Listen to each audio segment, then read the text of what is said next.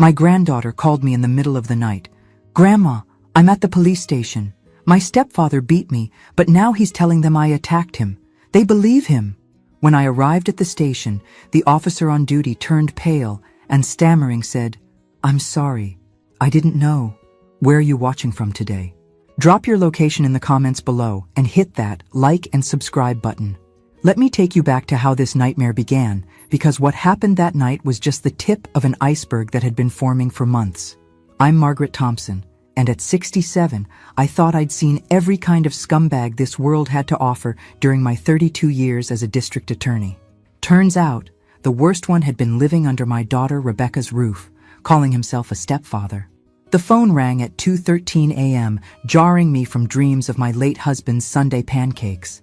In my experience, calls at that hour meant someone was either dead, arrested, or both. Emma's voice came through shaky and small. Nothing like the confident teenager who'd helped me reorganize my closet just last weekend. "Grandma Maggie, I'm at the police station." Her words tumbled out between sobs. "Derek hit me, but he's telling them I attacked him first. They believe him. They actually believe him." The familiar fire that had fueled my prosecutorial career for 3 decades ignited in my chest. "Which station, sweetheart?" "Downtown precinct." "Grandma, they handcuffed me, like I'm some kind of criminal." I was already pulling on clothes, my mind shifting into the sharp focus that had convicted dozens of domestic abusers over the years. "Emma, listen carefully. Don't say another word to anyone until I get there. Not one word. Do you understand? But they keep asking me questions about why I was hitting Derek's car with a baseball bat." Interesting detail. My granddaughter was many things, but violent wasn't one of them. "Emma, what happened to your face?" Silence stretched between us before she whispered, "He said I fell down the stairs." Of course he did. Because apparently Derek Collins thought I was born yesterday, instead of being the woman who'd sent his type to prison more times than I could count.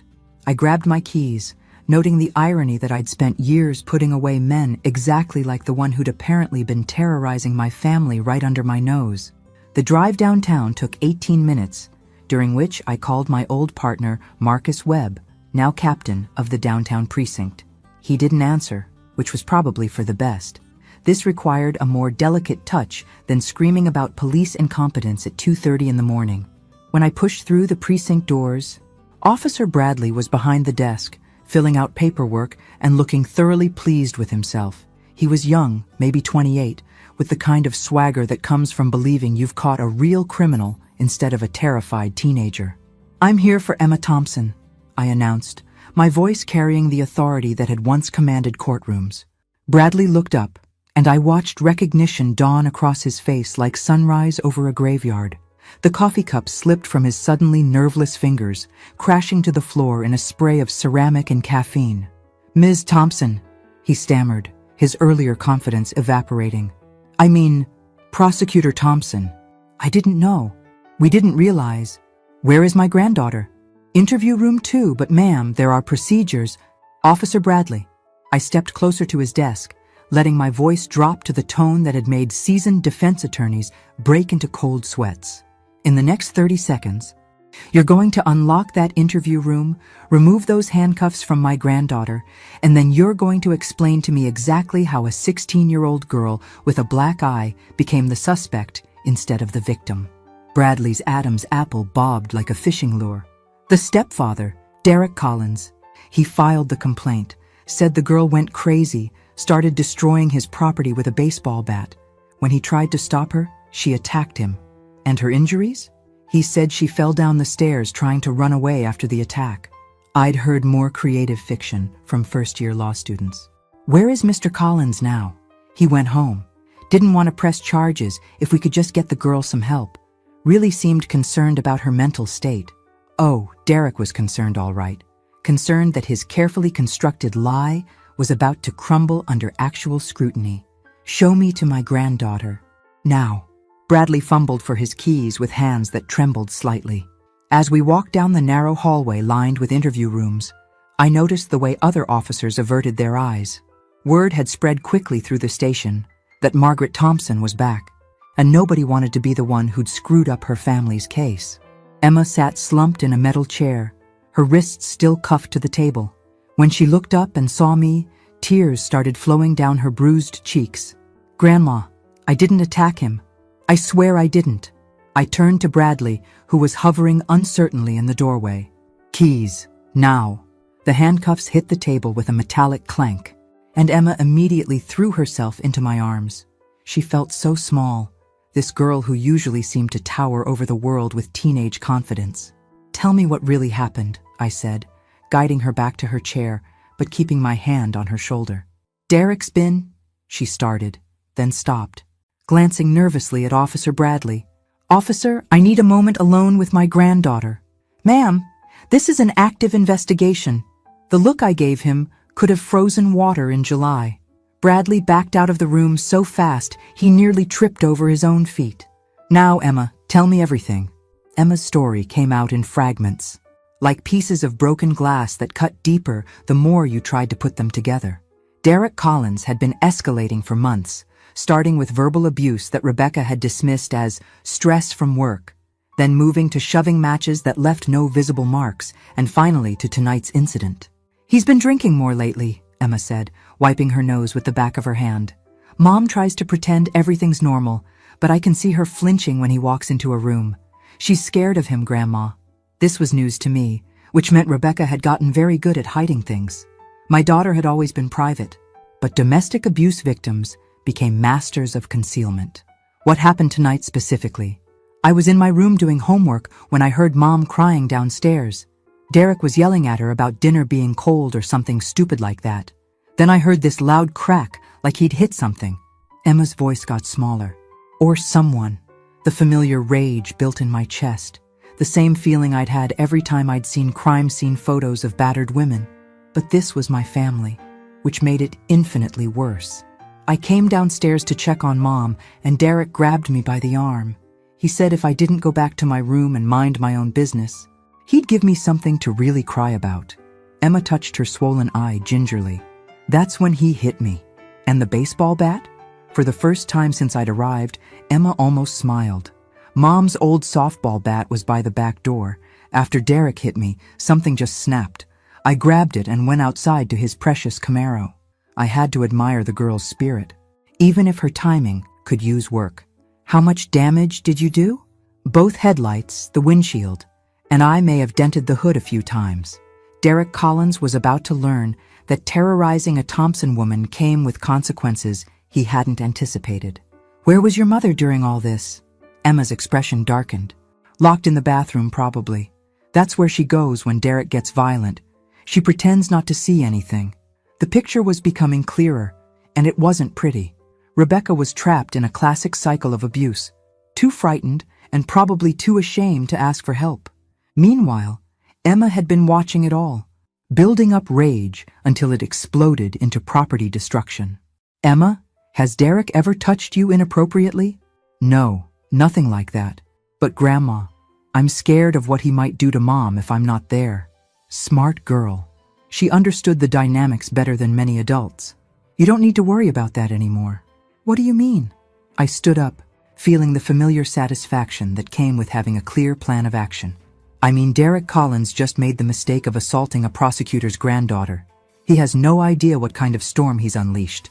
Before Emma could ask what I meant, Officer Bradley knocked on the door. "Ms. Thompson? Captain Webb is here. He'd like to speak with you." Marcus Webb had been my partner when I was still a young prosecutor learning the ropes. He'd worked his way up through the ranks while I'd climbed the ladder in the DA's office. We'd maintained mutual respect over the years, built on successfully putting away some very bad people. "Maggie," he said, stepping into the interview room with the careful expression of a man walking through a minefield. "I understand there's been some confusion about tonight's incident." "No confusion, Marcus. Just a very clear case of domestic violence that your officer somehow managed to flip backwards." Marcus glanced at Emma, taking in her black eye and defensive posture. His jaw tightened. "Bradley, get me the file on this case. All of it." "But sir," Mr. Collins seemed very credible. "Now, Bradley." While we waited for the paperwork, Marcus sat down across from Emma. "Young lady, I owe you an apology. Sometimes good officers make bad judgment calls, especially at 2 a.m. Emma looked to me for guidance. I nodded encouragingly. Tell Captain Webb what you told me, sweetheart. As Emma recounted her story again, I watched Marcus's expression grow darker. By the time she finished, he was rubbing his temples like he felt a massive headache coming on. "Officer Bradley," Marcus called out when the young cop returned with the file. "I want you to explain to me how a 16-year-old girl with a black eye became our suspect in a domestic violence call."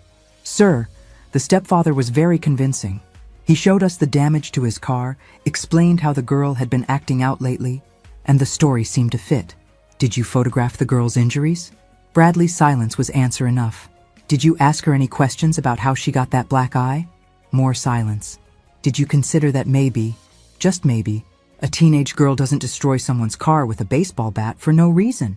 "Sir, Mr. Collins said she had been having behavioral problems." "Officer Bradley," I interrupted, standing up slowly. "How long have you been on the force?" 2 years, ma'am." "In those 2 years, how many domestic violence calls have you responded to?" "I'm not sure of the exact number. Approximately, maybe 30 or 40. And in those 30 or 40 cases, how many times was the victim the one who got arrested?" Bradley was starting to sweat. "This case seemed different." "No, Officer Bradley. This case was exactly the same as every other domestic violence case you've seen, except this time you bought the abuser's story instead of looking at the evidence." That's when Derek Collins made his second mistake of the night. He walked back into the police station. Derek Collins strutted through the precinct doors like a man who owned the place, carrying himself with the kind of confidence that comes from a lifetime of manipulating situations to his advantage. He was average height, but worked out enough to be intimidating, with the kind of square jaw and perfect hair that women probably found attractive until they got close enough to see the coldness in his eyes. "Officer Bradley," he called out in a voice dripping with false concern. "I wanted to check on Emma. How is she? Has she calmed down?" The audacity was breathtaking. Here was a man who'd just beaten up a teenager, convinced the police to arrest her instead of him, and now he was playing the role of worried stepfather. If I hadn't spent 30 years dealing with his type, I might have been impressed by the performance. "Mr. Collins," Captain Webb said, stepping out of the interview room. "I'm Captain Webb. I understand you filed the complaint against your stepdaughter?" "Unfortunately, yes. Emma's been having some serious behavioral issues lately. Tonight, she just completely lost control." Derek's eyes found mine across the room, and I saw the exact moment he realized who I was. His confident expression flickered for just an instant before the mask slipped back into place. "Mr. Collins, this is Margaret Thompson, Emma's grandmother." "Of course." Derek extended his hand with practiced charm. "Mrs. Thompson, I wish we were meeting under better circumstances. I'm very concerned about Emma's mental state." I looked at his outstretched hand like it was holding a poisonous snake. "I'm sure you are." The temperature in the room seemed to drop several degrees. Derek's smile became more forced, but he was committed to his performance. "Emma needs professional help," he continued, addressing Captain Webb while keeping one eye on me. "This violent outburst tonight was just the latest in a series of concerning behaviors. My wife and I have been discussing residential treatment options." Residential treatment. He wanted to get Emma out of the house so he could continue abusing Rebecca without witnesses. The man was more calculating than I'd initially given him credit for. "Mr. Collins," I said in my courtroom voice, "I'd like to ask you a few questions about tonight's incident." "Of course, I want to cooperate fully. How did Emma get that black eye?" Derek didn't miss a beat. "She fell down the stairs when she was running away after attacking my car. I tried to stop her from hurting herself, but she was in such a rage that she wouldn't listen to reason." "Which stairs?" A slight pause. "The front steps." Interesting. Emma had said the confrontation happened inside the house and she'd gone outside to attack his car. The front steps would have been an odd escape route. And where was my daughter Rebecca during this incident? Rebecca was upstairs. She was too upset to come down and deal with Emma's behavior. Another lie. Emma had said Rebecca was in the bathroom after Derek's initial assault. Derek was improvising now, trying to create a narrative that painted him as the reasonable adult dealing with an unstable teenager. "Mr. Collins, in your complaint, you mentioned that Emma had been having behavioral problems for some time. Can you give us some specific examples?" Derek glanced around the room, probably noticing that he had everyone's complete attention. Officer Bradley was taking notes, Captain Webb was studying him intently, and I was watching him like a hawk studies a field mouse. Well, she's been increasingly defiant toward authority figures. Talking back to teachers, staying out past curfew, that sort of thing. Rebecca and I have been trying to provide structure, but Emma resents having a father figure in her life. Has she ever been violent before tonight? Not physically, but she's been verbally aggressive. Lots of shouting, slamming doors, threatening to run away. Standard teenage behavior, in other words.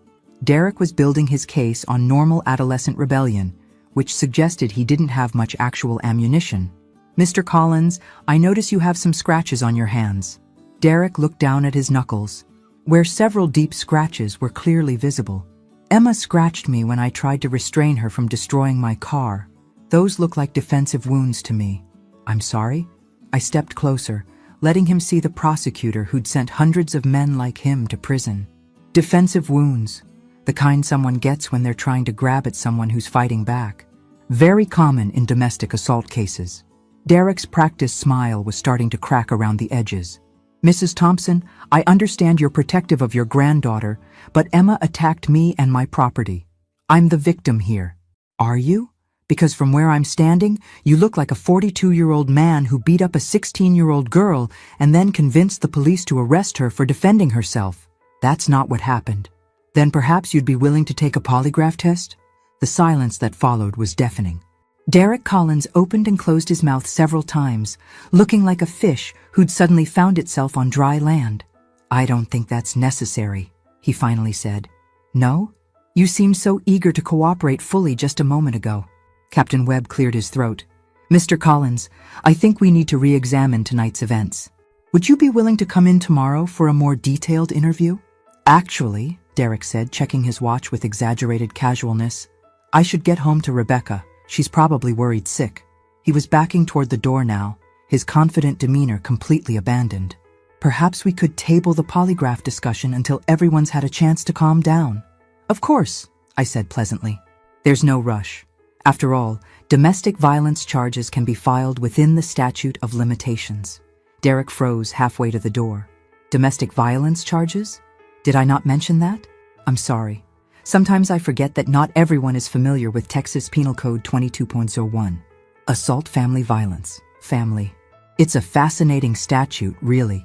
For the first time since he'd walked into the station, Derek Collins looked genuinely scared. He mumbled something about calling his lawyer and practically ran for the exit. Captain Webb watched him go, then turned to me with something that might have been admiration. You always did know how to clear a room, Maggie. Marcus, I need you to photograph Emma's injuries properly, take a detailed statement about the assault, and then I want Derek Collins picked up for questioning tomorrow. Consider it done. But Maggie, you know he's going to lawyer up after tonight. I smiled, feeling the familiar thrill that came with a case I was going to win. Let him. I've been prosecuting domestic abusers longer than he's been perfecting his act. That's when Emma tugged on my sleeve. Grandma, what about Mom? If Derek figures out we're building a case against him. The girl was right. If Derek felt cornered, he might escalate the violence at home. Rebecca was in danger, and she didn't even know it yet. At 4:17 a.m., I sat in my car outside Rebecca's house, watching Derek's damaged Camaro in the driveway and trying to decide the best way to extract my daughter from what was essentially a hostage situation. Emma was asleep in the passenger seat, exhausted from the night's events, and I'd made the decision not to send her back into that house until Derek was behind bars. The house looked peaceful from the outside, two-story colonial with a well-maintained lawn and Rebecca's flower garden visible in the early morning light. It was the kind of home that screamed suburban stability, which made it the perfect cover for domestic abuse. The neighbors would never suspect that behind those cheerful yellow shutters, a predator was systematically destroying my daughter's life. My phone buzzed with a text from Marcus. Collins just called a lawyer. Expensive one. Might want to move fast. Of course he had. Derek probably had some kind of contingency plan for this exact scenario.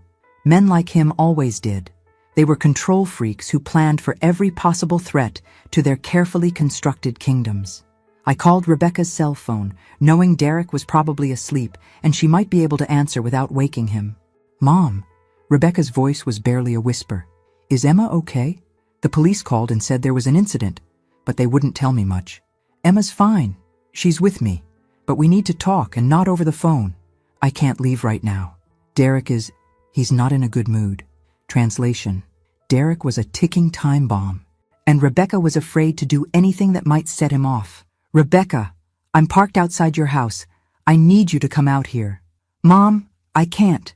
If Derek wakes up and I'm gone, what will he do, Rebecca? Silence stretched between us, filled with all the things my daughter couldn't bring herself to say out loud. Sweetheart, I know you're scared, but Emma told me what's been happening, and we need to get you out of there. Emma doesn't understand. Derek's under a lot of pressure at work, and sometimes he what? Hits you? Threatens you? Makes you lock yourself in the bathroom while he terrorizes your daughter? I heard Rebecca's sharp intake of breath. She told you about that? She told me everything. Now I need you to very quietly get dressed. Come outside and let me help you. Mom, you don't understand. If I leave, Derek will what? Come after you? Rebecca, the man just spent the evening trying to convince the police that Emma attacked him. He's not exactly operating from a position of strength right now. Another long pause. Then, give me 5 minutes. While I waited, I studied the house more carefully, noting the security system sticker on the front window and the way Derek had positioned his car to block the driveway. Even his parking was about control. Rebecca would have to ask permission to go anywhere because she couldn't get her car out without moving his first. Emma stirred in the passenger seat. Is Mom coming out? She's going to try. Grandma, what if Derek wakes up and finds her gone? It was a valid concern. Men like Derek often became most dangerous when they felt their control slipping. Then we'll deal with that when it happens. The front door opened slowly, and Rebecca slipped out wearing jeans and a hoodie, moving like someone who'd had a lot of practice being invisible. Even in the dim morning light, I could see she'd lost weight, and her normally confident posture had been replaced by the hunched shoulders of someone who'd learned to make herself smaller. She climbed into the back seat without a word, then immediately threw her arms around Emma. Honey, I'm so sorry. I should have protected you. Mom, you're bleeding, Emma said, touching a cut on Rebecca's lip that was mostly hidden by her hood. It's nothing. Rebecca's voice trailed off as she caught my eyes in the rearview mirror. Mom, please don't look at me like that. Like what? Like I was seeing my intelligent, successful daughter reduced to a shadow of herself by a manipulative abuser? Like I was calculating how many ways I could legally destroy the man who'd done this to my family? Rebecca, how long has this been going on? It's not what you think. Derek isn't a monster. He just has anger management issues. And with the stress from his job... Stop! I turned around to face her directly. I've heard this speech from 1,000 victims over the years. He's not stressed, he's not overwhelmed, and he doesn't have anger management issues. He has a control problem. And you and Emma are his victims. Rebecca's eyes filled with tears. You don't understand. If I leave him, he'll make sure I lose everything. He handles all our finances. He knows people who could hurt my career, and he's threatened to... To what? To tell everyone I'm an unfit mother. He says he has evidence that I've been neglecting Emma, drinking too much, having affairs. None of it's true, but Derek's very convincing when he wants to be. The classic abuser's playbook. Isolate the victim, control the resources, and create a web of threats that made escape seem impossible. Derek Collins was more sophisticated than your average domestic terrorist, but the patterns were exactly the same. Rebecca, listen to me very carefully. Derek Collins just made the mistake of assaulting a prosecutor's granddaughter in front of witnesses. Whatever leverage he thinks he has over you just became irrelevant. What do you mean? Emma leaned forward. Grandma made the police realize Derek was lying. They want to question him tomorrow. They do? I nodded. And that's just the beginning. By the time I'm finished with Derek Collins, he's going to wish he'd never heard the Thompson name. For the first time since she'd gotten in the car, Rebecca almost smiled. What are you planning, Mom? Justice? Sweetheart. Plain and simple justice. That's when Derek's Camaro roared to life in the driveway behind us, and I realized he'd been awake the entire time. Derek's headlights flooded my car as he backed out of the driveway with the kind of aggressive speed that suggested he was either very angry or very panicked. Probably both. Through my rearview mirror, I watched him pull up behind us, effectively trapping my car against the curb. "Mom, what do we do?" Rebecca's voice had gone small and frightened. "We stay calm," I said, reaching for my phone, "and we let Derek make his next mistake." Derek sat in his damaged car for nearly a full minute, engine running, clearly trying to decide on his best move. I could see him through his cracked windshield, talking on his phone, probably calling that expensive lawyer Marcus had mentioned. "Should I call the police?" Emma asked. "Not yet. Let's see what Derek's going to do." Finally, Derek got out of his car and approached mine with the kind of deliberate swagger that was meant to intimidate. He knocked on my driver's side window with more force than necessary. I rolled the window down exactly 2 inches. "Good morning, Derek. Rebecca needs to come home. Now." "I'm afraid that's not going to happen." Derek's jaw tightened. "She's my wife, and this is family business." "Family business?" I let a little acid creep into my voice. "Is that what you call beating up teenagers now?" I never laid a hand on Emma. She attacked me, and if you weren't so blinded by family loyalty, you'd see that. The man was committed to his lie. I had to give him that. "Derek, I've seen the scratches on your knuckles. I've seen Emma's black eye. And I've spent 30 years in courtrooms listening to men exactly like you explain how their victims were really the aggressors. You don't know what you're talking about, don't I? Let me guess your entire defense strategy. Emma's a troubled teenager with behavioral problems. She's been acting out since you married her mother, probably because she resents your authority. Last night she finally snapped and became violent, and you were just trying to protect yourself and your property." Derek's confident expression faltered slightly. I just recited his exact story back to him, which meant either I was psychic or I'd heard it all before. "The problem with that defense," I continued, "is that it only works if the jury believes you're a credible witness. And after I get finished presenting evidence about your history of domestic violence, your credibility is going to be approximately 0. I don't have a history of domestic violence." "Are you sure about that?" "Because domestic abusers tend to leave patterns, Derek. Previous relationships that ended badly, complaints that were never filed, employers who might remember anger management issues." For the first time, Derek looked genuinely worried. "You can't just dig through my private life." "Actually, I can. See, once you're charged with domestic assault, your entire past becomes relevant to establishing a pattern of behavior. It's fascinating what investigators can uncover when they start looking." Derek glanced back at Rebecca, who was shrinking deeper into her hoodie. "Rebecca, this is ridiculous. Come home, and we'll work this out." "She's not going anywhere with you," I said. "You can't keep my wife from me. Watch me." Derek's mask of civility was starting to slip. "Old woman, you have no idea who you're messing with." "Old woman?" I almost laughed. "Derek, I've sent better men than you to prison before breakfast. Would you like to add threatening a prosecutor to your list of charges?" "You're not a prosecutor anymore." "No, but I still have friends who are, and police captains who remember when I used to put abusers like you away for fun." Derek leaned closer to my window, and I could smell alcohol on his breath. He'd been drinking, which explained his poor decision-making tonight. "This isn't over." "You're absolutely right. It's just getting started." Derek stood there for another moment, clearly trying to think of something threatening enough to regain control of the situation. When nothing came to him, he turned and stalked back to his car. "Is he leaving?" Rebecca asked. Derek sat in his car for another minute, then slowly drove away. But something about his body language suggested this was a strategic retreat, not a surrender. "What now?" Emma asked. I started my car and pulled away from the curb. "Now we go somewhere safe while I make some phone calls." "Where?" "My house. And then I'm going to introduce Derek Collins to some people who specialize in making domestic abusers' lives very uncomfortable."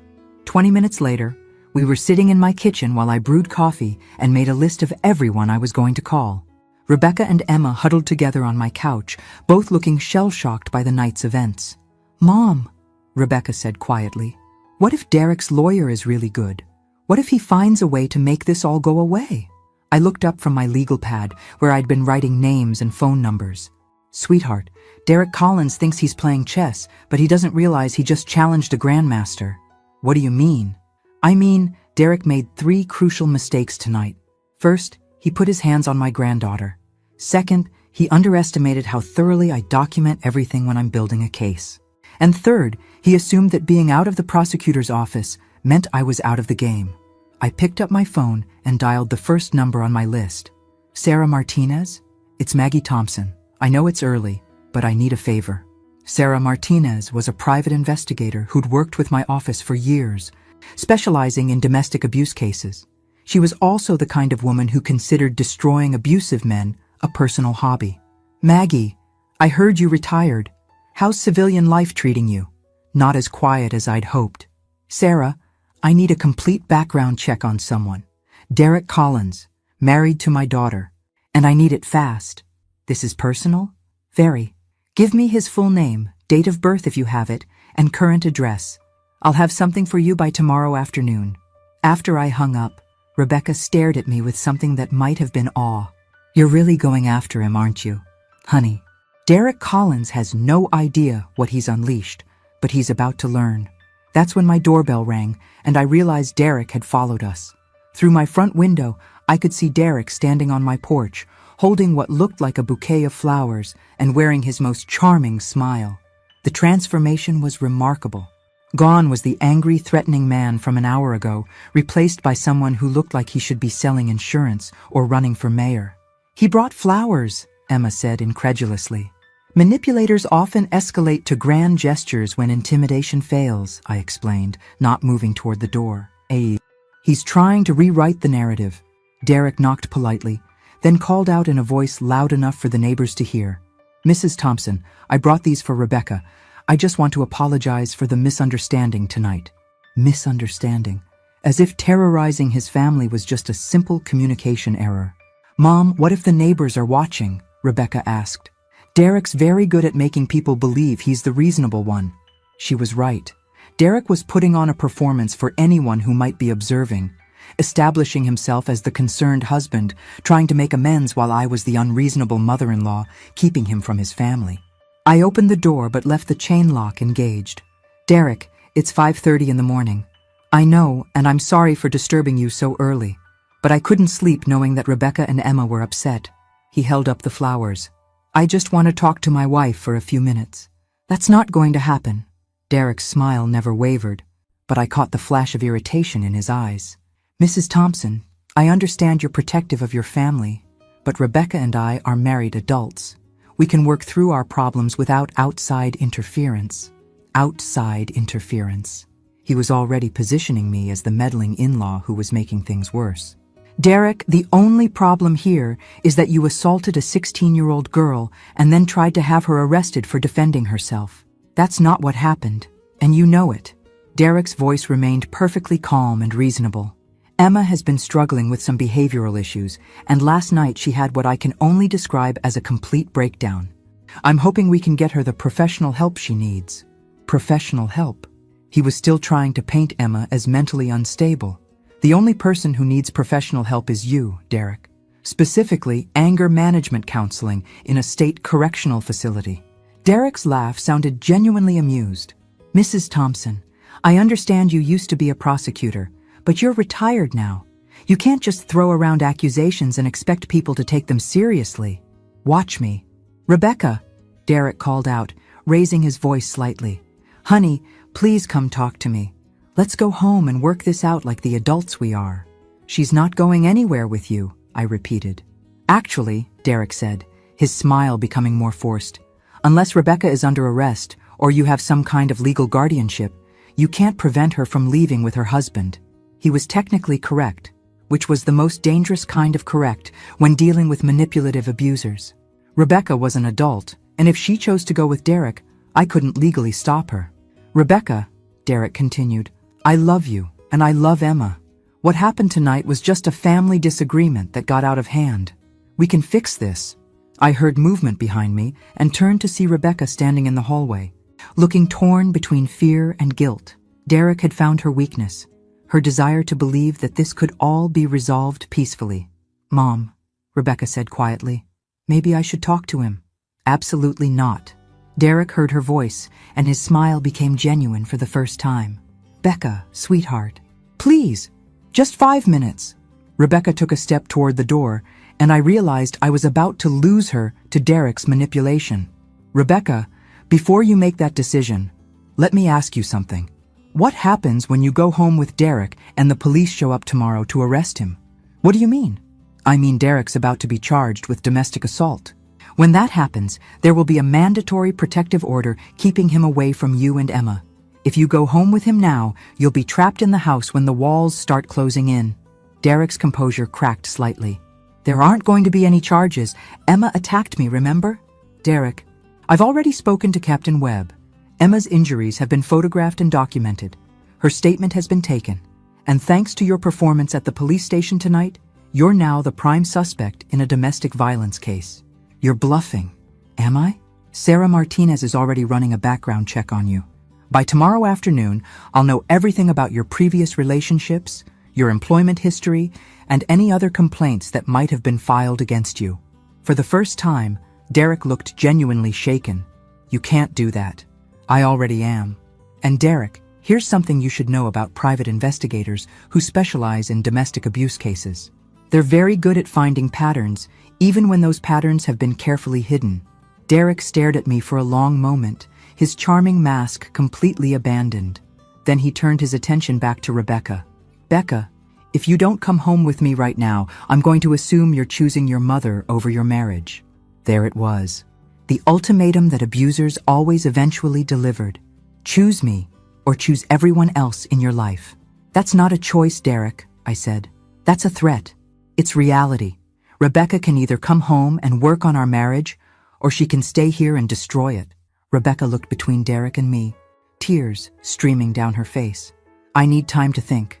No, Derek said flatly. You need to decide. Right now. And that's when Rebecca finally saw him clearly.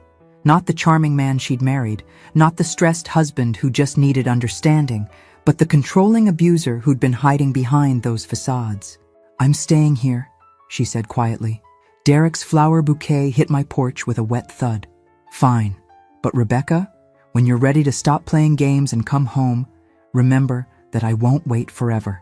He walked back to his car without another word, leaving the crushed flowers scattered across my doorstep like a promise of things to come. By noon the next day, my kitchen table looked like a war room. I had legal pads filled with notes, my laptop open to various databases, and my phone constantly buzzing with callbacks from old colleagues who were eager to help take down a domestic abuser. Sarah Martinez had delivered her preliminary report on Derek Collins, and it was even more damning than I'd hoped. 3 previous relationships, I told Rebecca and Emma as I reviewed the file, all ended with restraining orders or police complaints that were mysteriously dropped. So he's done this before, Emma said. Multiple times, and he's gotten progressively more sophisticated about it. I flipped to the next page. His first wife, Jennifer Walsh, filed domestic violence charges in 2018, but dropped them after Derek hired an expensive lawyer who painted her as vindictive and mentally unstable. Rebecca winced. That's what he threatened to do to me. His second wife, Amanda Collins, yes, she kept his name, had a similar experience. Filed charges, got scared off by legal intimidation, and eventually just moved to another state to get away from him. What about the third one? Lisa Chen. She was smart enough to document everything, but Derek's lawyer got the case dismissed on a technicality. I looked up at Rebecca. Derek has a system, sweetheart. He finds intelligent, successful women, isolates them from their support systems, and then systematically destroys their confidence until they believe they deserve the abuse. But I didn't deserve it, Rebecca said, as if she was just realizing this. Of course you didn't. None of his victims did. Emma leaned forward. Grandma, what happened to those other women? Are they okay? That's the interesting part. Sarah managed to track down Jennifer Walsh. She's willing to testify about her experiences with Derek if we can guarantee her protection. Protection from what? Rebecca asked. Derek has a history of retaliating against women who speak out against him. Nothing violent enough to get him arrested, but a pattern of harassment, property damage, and intimidation. My phone rang, interrupting our strategy session. It was Marcus Webb. Maggie, we tried to bring Derek Collins in for questioning this morning. Tried? He's gone. Neighbors saw him loading suitcases into his car around 7 a.m. We've got an APB out, But his lawyer says Derek is visiting family out of state and will cooperate fully when he returns. I wasn't surprised. Men like Derek often ran when they realized the walls were closing in. Marcus, what about the warrant? Judge signed it an hour ago. Domestic assault, interfering with a police investigation, and intimidating a witness. Intimidating a witness? Emma, Derek's little visit to your house this morning constituted witness intimidation under Texas law. Things were progressing faster than I'd anticipated, which was both good and bad. Good because Derek would soon be facing serious charges. Bad because cornered animals were the most dangerous. Marcus, I need you to put a patrol car outside my house. Derek's escalating, and I don't want him making another run at Rebecca or Emma. Already done. Officer Martinez will be parked across the street starting this afternoon. After I hung up, Rebecca stared at me with a mixture of admiration and fear. Mom, what if Derek decides to do something really crazy? What if he comes back with a gun or something? It was a valid concern. Domestic violence situations became exponentially more dangerous when the abuser felt trapped. Sweetheart, that's why we're being careful. That's why we have police protection. And that's why Derek is going to discover that attacking a prosecutor's family comes with consequences he never imagined. What do you mean? I pulled up another file on my laptop. Remember how Derek threatened to destroy your reputation and career? Two can play that game.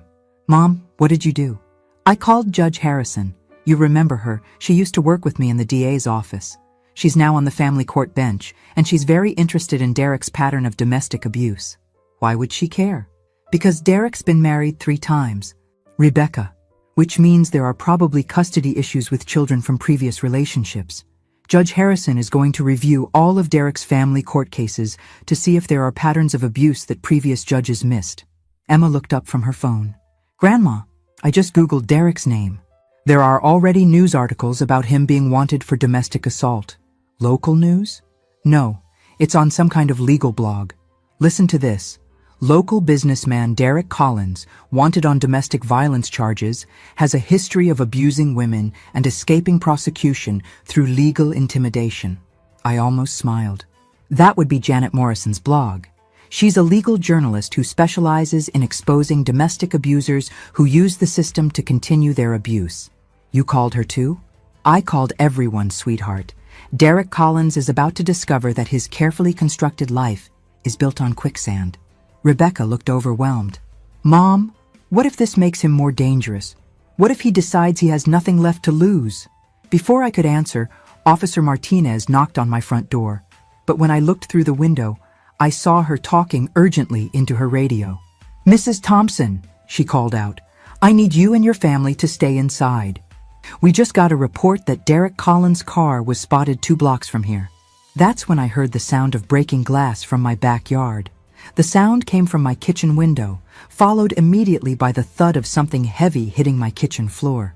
Officer Martinez was already calling for backup as I herded Rebecca and Emma into my front hallway, away from any windows. Stay down and stay together, I told them, feeling the familiar adrenaline surge that came with genuine danger. Through my kitchen doorway, I could see a brick lying among shattered glass on my floor, with what looked like a note wrapped around it. Derek's signature move, apparently. Dramatic gestures designed to terrorize his victims. Mrs. Thompson, Officer Martinez called from outside. I'm coming in through your front door. Derek Collins is not in the immediate area, but we're treating this as an active threat. I unlocked the door for her, and Martinez entered with her weapon drawn, moving through my house with practiced efficiency. She was young but clearly experienced, checking sight lines and potential hiding spots before declaring the house secure. He's gone for now, she said, holstering her weapon. But he left you a message. Using a pair of tongs from my kitchen drawer, Martinez carefully unwrapped the note from around the brick. Even from across the room, I could see Derek's distinctive handwriting. This doesn't end until you stop interfering. Classic intimidation tactic, I told Rebecca and Emma, who were both pale and shaking. Derek's trying to scare us into backing down. It's working, Emma said quietly. No, sweetheart. It's just proving that we're on the right track. Men like Derek only resort to property damage when their other methods of control stop working. Martinez was photographing the brick and note, treating it like the evidence it would become. Mrs. Thompson, I strongly recommend that you and your family consider staying somewhere else tonight. Derek Collins is clearly unstable, and throwing bricks through windows suggests he's escalating toward more serious violence. Where would we go? Rebecca asked. I have a colleague who runs a safe house for domestic violence victims, Martinez said. It's specifically designed for situations like this. The idea of hiding in a safe house rankled me. I'd spent 30 years putting criminals behind bars, not running from them. But I also had Rebecca and Emma to consider, and their safety was more important than my pride. Let me make some calls first, I said. But before I could reach for my phone, it rang. The caller ID showed Derek's number. Don't answer it, Martinez said immediately. Actually, I think I should. Put it on speaker. Martinez nodded reluctantly as I accepted the call. Hello, Derek. Mrs. Thompson. Derek's voice sounded different, calmer, but with an undertone of barely controlled rage. I hope you got my message. I did. Destruction of property, criminal mischief, and continued intimidation of witnesses. You're really racking up the charges. Derek laughed, but there was no humor in it. You think you're so smart, don't you? You think you can destroy my life and I'll just sit back and take it?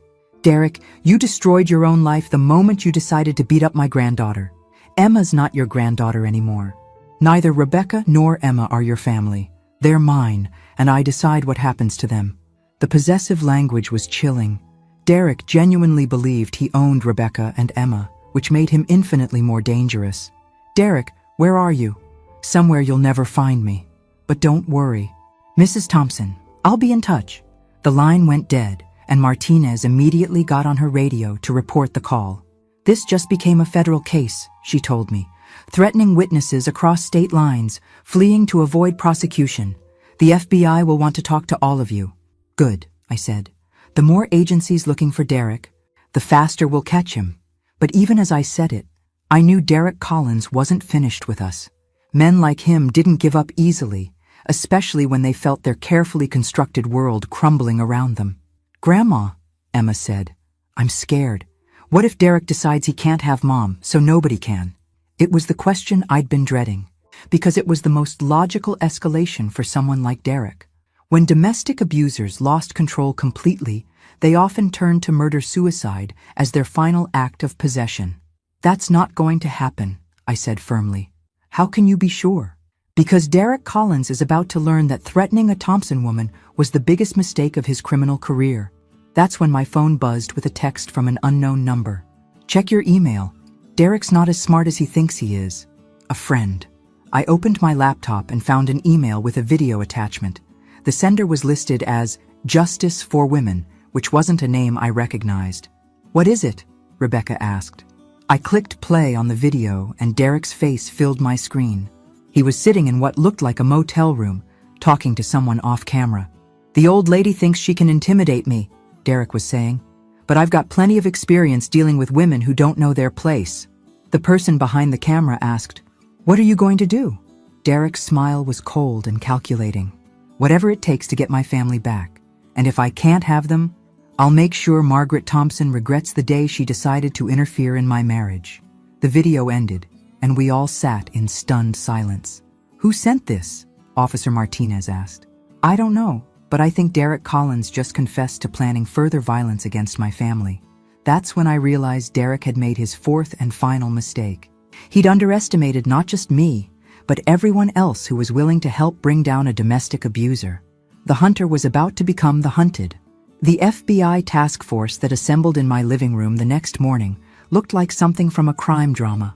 Special Agent Sarah Chen, a specialist in domestic terrorism and stalking cases, sat across from me with the kind of focused intensity that comes from hunting dangerous predators for a living. Mrs. Thompson, Agent Chen said, the video you received yesterday is incredibly valuable evidence, but we need to discuss the source. Justice for Women isn't just a random email address. It's connected to a network of domestic violence survivors who conduct their own investigations. Vigilantes? I asked. More like a support network with excellent technical skills. One of Derek Collins' previous victims, Jennifer Walsh, has been tracking his activities for years. She's the one who recorded that video. Rebecca looked up from her coffee. You mean she's been following Derek? In a manner of speaking. After Derek's harassment following their divorce, Jennifer developed some impressive surveillance skills. She's been documenting his pattern of abuse across multiple relationships. Agent Chen opened her laptop and showed us a file that was remarkably comprehensive. Photos of Derek with various women, copies of police reports that had been filed and dropped, medical records showing injuries consistent with domestic abuse, and financial records showing Derek's pattern of isolating his victims economically. Jennifer Walsh has been building a federal case against Derek for 3 years, Agent Chen continued. Your granddaughter's assault was just the final piece of evidence we needed. Emma looked amazed. So there are other people trying to stop Derek? A whole network of them. Derek Collins made the mistake of abusing women who were intelligent, resourceful, and unwilling to let him continue victimizing others. I felt a surge of admiration for these women. They'd turned their trauma into a weapon against their abuser, creating exactly the kind of systematic response that men like Derek never anticipated. Agent Chen, what's Derek's current status? We tracked him to a motel outside Austin. He's been using burner phones and paying cash, but Jennifer Walsh has been monitoring his credit cards and known associates. We should have him in custody within the next 24 hours. And then what happens? Federal charges for interstate flight to avoid prosecution, witness intimidation, and interstate stalking. Combined with the local domestic assault charges, Derek Collins is looking at significant prison time. Rebecca had been quiet throughout the briefing, but now she spoke up. Agent Chen, what happens to women like me, the ones who stayed too long, who didn't fight back soon enough? Agent Chen's expression softened. Ms. Collins, domestic abuse is a crime, not a character flaw. The only person responsible for Derek's actions is Derek himself. But I should have protected Emma better. You survived. And when you had the opportunity to escape, you took it. That's what matters. My phone rang, interrupting the conversation. The caller ID showed an unknown number, but Agent Chen nodded for me to answer it. Mrs. Thompson, Derek's voice was tight with controlled fury. I hope you're enjoying your little FBI meeting. Agent Chen immediately started tracing the call while I kept Derek talking. Derek, where are you? Close enough to watch. You know what I've realized, Mrs. Thompson? You're not nearly as smart as you think you are. Really? Because from where I'm sitting, you're the one hiding in motels and making desperate phone calls. Derek's laugh was harsh. You think this is over? You think arresting me will solve anything? There are plenty of other women out there, Mrs. Thompson. Younger women. More vulnerable women. And when I get out of prison, I'll find them. The threat was chilling, but also revealing. Derek was already planning his next cycle of abuse, which meant he had no intention of changing his behavior. Derek, you're not getting out of prison. Not for a very long time. We'll see. I have excellent lawyers, and I'm very good at convincing people that I'm the victim in this situation. Agent Chen held up a tablet showing Derek's location. He was calling from a cell tower less than 2 miles away. Derek, I said, there's something you should know. You're not the only one who's good at investigations. What's that supposed to mean? It means Jennifer Walsh has been documenting your crimes for 3 years.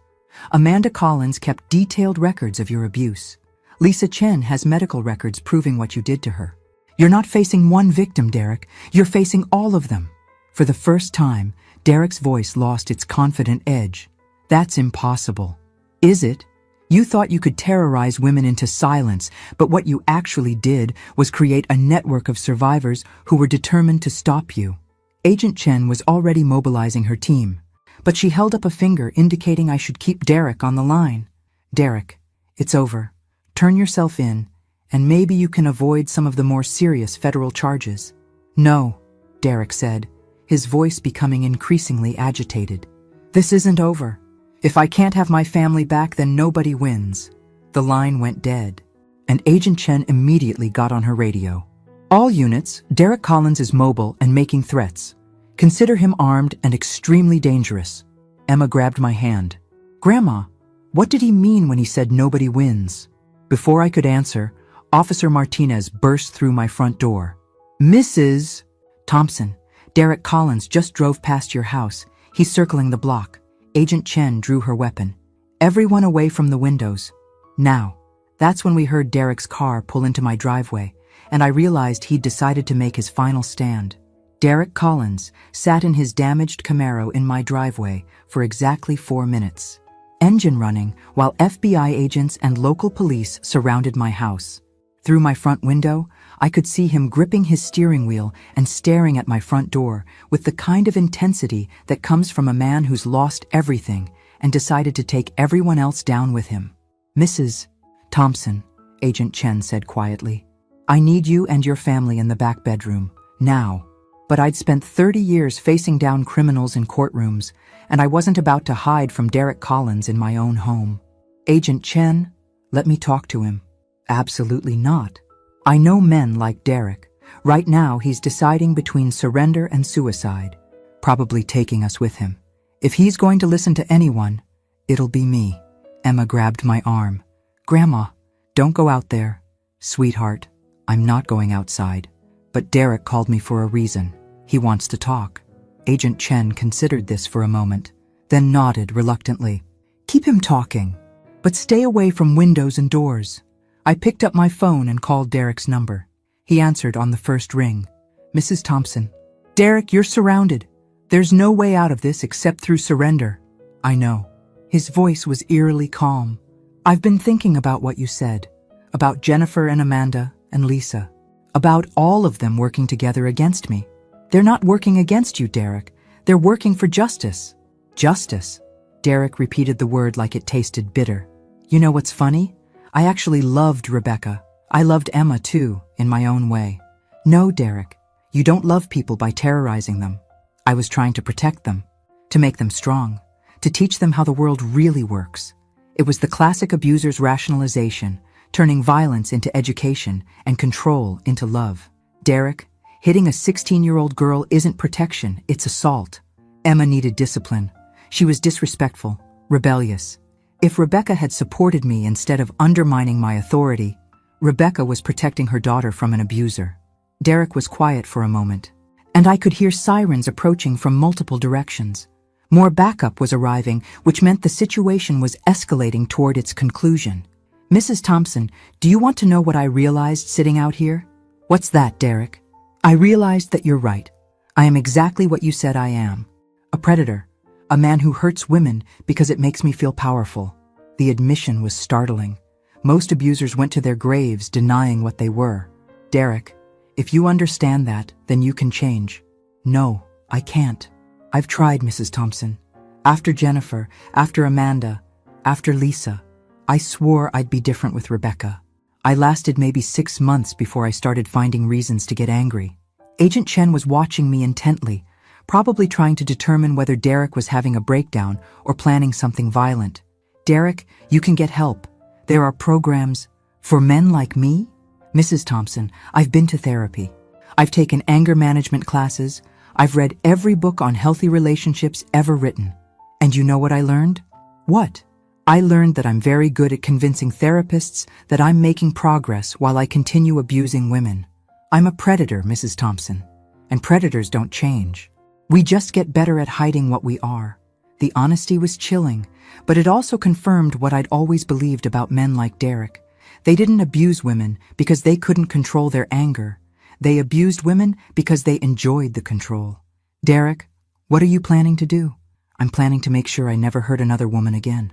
Before I could ask what that meant, Derek's car door opened. Agent Chen immediately got on her radio, coordinating with the tactical team that had taken positions around my house. Derek walked slowly toward my front door, his hands visible and empty.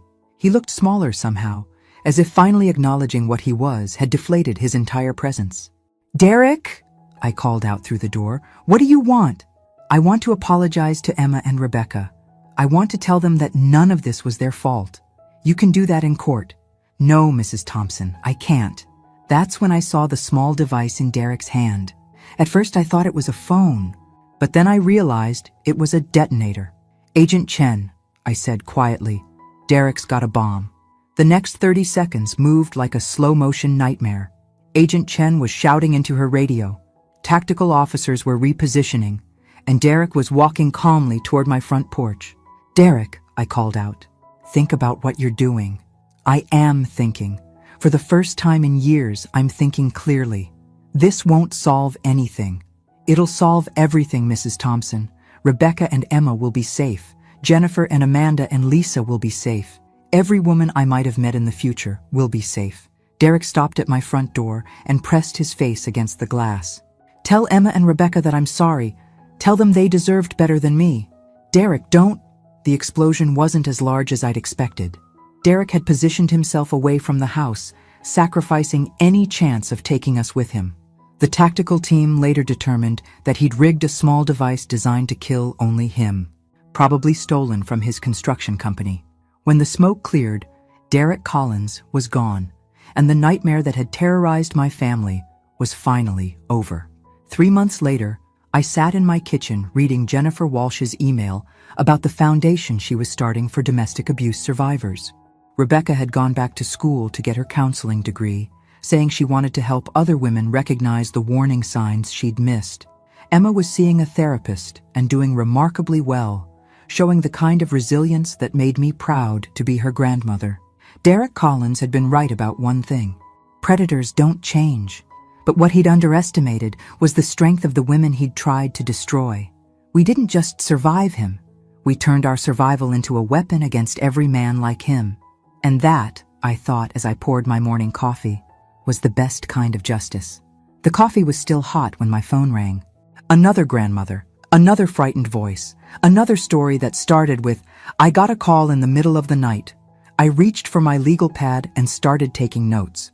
After all, Margaret Thompson wasn't finished with men like Derek Collins, not by a long shot. Thanks for listening. Don't forget to subscribe and feel free to share your story in the comments. Your voice matters.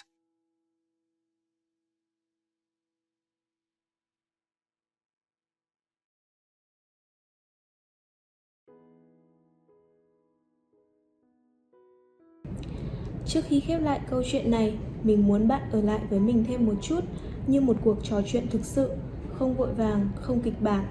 Đôi khi mình nghĩ điều đặc biệt nhất của những câu chuyện như thế này không phải là cao trào, không phải là cái kết, mà là những cảm xúc còn đọng lại sau khi mọi thứ đã kết thúc.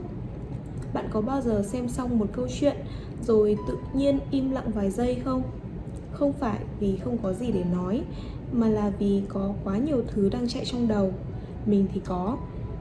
Và mỗi lần như vậy mình lại tự hỏi ngoài kia có bao nhiêu câu chuyện giống như thế này mà chúng ta chưa từng được nghe. Bao nhiêu con người đã trải qua những điều khó khăn như vậy nhưng không có ai kể lại. Bao nhiêu người phụ nữ đã phải mạnh mẽ trong im lặng mà không ai thực sự nhìn thấy. Đó là điều khiến mình luôn suy nghĩ rất nhiều sau mỗi video. Bởi vì sự mạnh mẽ không phải lúc nào cũng ồn ào. Nó không phải lúc nào cũng là những khoảnh khắc đứng trên sân khấu hay những chiến thắng rõ ràng để mọi người vỗ tay. Đôi khi sự mạnh mẽ chỉ đơn giản là thức dậy vào mỗi buổi sáng khi bạn không còn chút năng lượng nào, tiếp tục cố gắng khi mọi thứ dường như đang chống đối lại bạn, mỉm cười dù bên trong bạn đang rất mệt mỏi. Và điều đặc biệt là rất nhiều người phụ nữ ngoài kia đang làm điều đó mỗi ngày.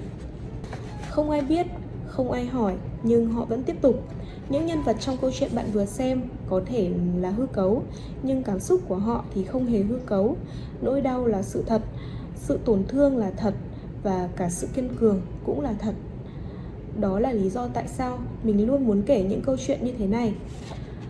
Không phải để làm mọi thứ trở nên buồn hơn, mà để chúng ta có thể hiểu hơn, hiểu rằng đằng sau mỗi con người là cả một hành trình mà chúng ta không thể nhìn thấy. Hiểu rằng đôi khi sự im lặng của một người không phải là họ yếu đuối, mà là họ đã phải chịu đựng quá nhiều. Và hiểu rằng sự vươn lên không phải lúc nào cũng hoàn hảo. Có những lần họ sẽ gục ngã, có những lúc họ sẽ nghi ngờ chính mình, có những khoảnh khắc họ muốn từ bỏ tất cả. Nhưng rồi họ vẫn đứng dậy, không phải vì họ không sợ, mà là vì họ không còn lựa chọn nào khác ngoài việc phải tiếp tục. Và mình nghĩ đó mới là định nghĩa thực sự của sức mạnh. Không phải là không bao giờ yếu đuối, mà là vẫn bước tiếp, ngay cả khi bạn đang yếu đuối nhất. Có thể khi nghe đến đây, bạn sẽ thấy câu chuyện này không chỉ là về một nhân vật nữa, mà là về rất nhiều con người. Có thể là một người bạn của bạn, một người thân trong gia đình, hoặc thậm chí là chính bạn. Và nếu bạn từng trải qua những cảm xúc tương tự, thì mình muốn bạn biết một điều: bạn không hề đơn độc. Có thể câu chuyện của bạn chưa được kể, có thể không ai thực sự hiểu hết những gì bạn đã đi qua, nhưng điều đó không làm cho những gì bạn trải qua trở nên ít quan trọng hơn. Ngược lại, nó càng cho thấy bạn đã mạnh mẽ như thế nào để đi đến đây. Và đó cũng là lý do mình luôn hy vọng khi bạn xem được những video này, bạn không chỉ xem để giải trí, mà bạn sẽ cảm nhận, bạn sẽ dừng lại một chút để nghĩ, để nhìn mọi thứ chậm lại, để hiểu hơn về con người và về chính mình. Bởi vì đôi khi một câu chuyện có thể không thay đổi cả thế giới, nhưng nó có thể thay đổi cách bạn nhìn nhận về thế giới. Và như thế đã là rất đủ rồi. Nếu bạn đã đi cùng mình đến tận đây, thật sự mình rất trân trọng điều đó. Không phải ai cũng có đủ kiên nhẫn để lắng nghe đến tận giây phút cuối cùng. Và việc bạn vẫn ở đây có nghĩa là câu chuyện này đã chạm đến bạn, dù chỉ một chút. Nếu bạn muốn, bạn có thể tiếp tục đồng hành cùng mình trong những video tiếp theo. Vẫn sẽ là những câu chuyện như thế này. Những câu chuyện có thể sẽ khiến bạn suy nghĩ nhiều hơn, có thể khiến bạn cảm thấy nặng lòng, nhưng cũng có thể mang lại cho bạn một góc nhìn khác. Và trước khi kết thúc, mình chỉ muốn nói một điều thôi.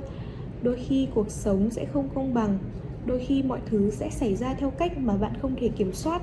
Nhưng điều bạn luôn có thể kiểm soát là việc bạn chọn đứng dậy như thế nào sau tất cả. Dù chậm cũng được, dù mệt cũng được, chỉ cần bạn vẫn bước tiếp thì bạn đã mạnh mẽ hơn bạn nghĩ rất nhiều rồi. Cảm ơn vì các bạn đã ở đây, đã lắng nghe và đã cùng mình đi qua những câu chuyện này. Hẹn gặp lại các bạn trong những câu chuyện tiếp theo. Bye!